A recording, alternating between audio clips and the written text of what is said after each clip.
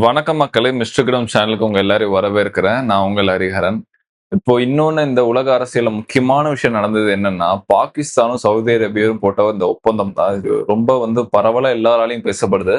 இந்த ஒப்பந்தம் பேரு பார்த்தீங்கன்னா, Pakistan, Saudi Arabia defence pact. இது என்ன சொல்ல வருதுன்னா, 2 நாடுகள்ல ஏதாவது ஒரு நாடுகள்ல நீங்க தாக்குதல் நடத்தினா, அது 2 நாடுகளையும் தாக்குறதுக்கான சமம். அது இன்னொரு நாடுக்கும் பொருந்தும். அந்த மாதிரி.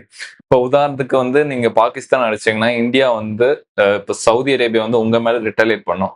ஆனா இது எந்த நாட்டையும் குறிப்பிட்டு இந்த ஒப்பந்தம் எதுவும் சொல்லவே இல்ல. இது ஒரு ஒரு முகாந்திரமே இல்லாம ஒரு காமனா ஒரு வார்த்தை போட்டிருக்காங்க. If you attack once it's taken as against both. Like நேட்டோலயும் இதே மாதிரி ஒரு பாலிசி இருக்கும். அதாவது ஒருத்தரை நீங்க அட்டாக் பண்ணா அது 2 பேரையும் அட்டாக் பண்றதுக்கான சமம்.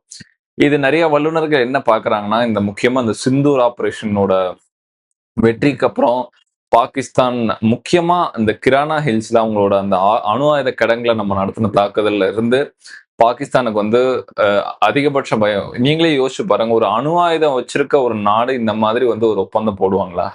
எல்லாரும் அணு ஆயுதத்தை நம்பி இருப்பாங்க. இவங்க அணு ஆயுதம் இருந்து இவங்களால எதுவுமே பண்ண முடியல. அதுதான் நிதர்சனமான உண்மை. அதுவும் இல்லாம இதுல இன்னொரு தரப்பினர் என்ன சொல்றாங்கன்னா, இது சவுதி அரேபியா இது இந்தியாக்கானதா நம்ம எடுத்துக்க கூடாது. ஏன்னா, இந்தியாவுக்கும் சவுதி அரேபியாவுக்கும் வர்த்தகம் ரொம்ப பெரிய அளவுல நடக்குது. கிட்டத்தட்ட பாகிஸ்தானுக்கும் சவுதி அரேபியாவுக்கும் நடக்கிறத விட 10 மடங்கு பெருசு. எந்த அளவுக்குன்னா, சவுதி அரேபியா இந்தியாவுக்கு சவுதி அரேபியா 4வது பெரிய வர்த்தகம் பண்ண ஒரு நாடு ஏற்றுமதி ஆகட்டும். அதே மாதிரி சவுதி அரேபியா இந்தியா 2வது மிகப்பெரிய ஏற்றுமதி பண்ற நாடு. அதனால இது அவ்வளவு சீக்கிரமா சவுதி அரேபியா நமக்கு எதிரா திரும்ப மாட்டாங்க. நம்மளோட வர்த்தக மதிப்பு பார்த்தீங்கன்னா, அமெரிக்கா டாலர்ல கிட்டத்தட்ட $40 பில்லியன். ஒரு 3,50,000 கோடிக்கு மேல இருக்கும். அது மட்டும் இல்லாம பாகிஸ்தானும், சவுதி அரேபியாவும் கிட்டத்தட்ட ஒரு வெறும் 20,000 இல்ல 30,000 கோடிக்கு தான் அவங்களோட வர்த்தகமே இருக்கு. அதனால சவுதி அரேபியா நம்மளை நேரடியா எதிர்க்க மாட்டாங்க. இது எதற்கான முன்னெடுப்பா இத வைக்கிறாருன்னா, அந்த ஷபாஸ் ஷெரீப் முக்கியமா சொல்லணும்னா, பாகிஸ்தானோட பிரதமர். அவரோட முன்னெடுப்புலாம் இஸ்ரேலுக்கு எதிரா தான் இருக்கு. ஏன்னா ஏற்கனவே பார்த்தீங்கன்னா அந்த மத்திய கிழக்கு நாடுல உள்ள பதட்டம் முக்கியமா பார்த்தீங்கன்னா, இஸ்ரேல் எல்லார் மேல அவங்க கண்ணு வச்சுக்கிட்டே இருக்காங்க. முக்கியமா கத்தார், யமனா இருக்கட்டும், துனிசியா இருக்கட்டும், ஈஜிப்த் இந்த மாரி சிரியா, லெபனான் இந்த மாரி எல்லா நாடுகளும் இஸ்ரேலோட ஒரு தாக்குதல் நடந்துகிட்டு இருக்கு. இஸ்ரேல் அவங்கள எதிரியா மேற்கொள்றாங்க. அதே மாதிரி பாகிஸ்தானும் தான்.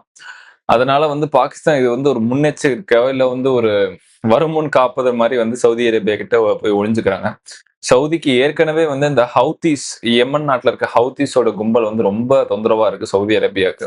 முக்கியமா பாத்தீங்கன்னா அவங்களோட இடத்துக்குள்ள சவுதி நடத்துற இந்த ஹவுதீஸ் நடத்துற இந்த ஏவுகணை தாக்குதல் இதெல்லாம் அவங்களால சமாளிக்கவே முடியல.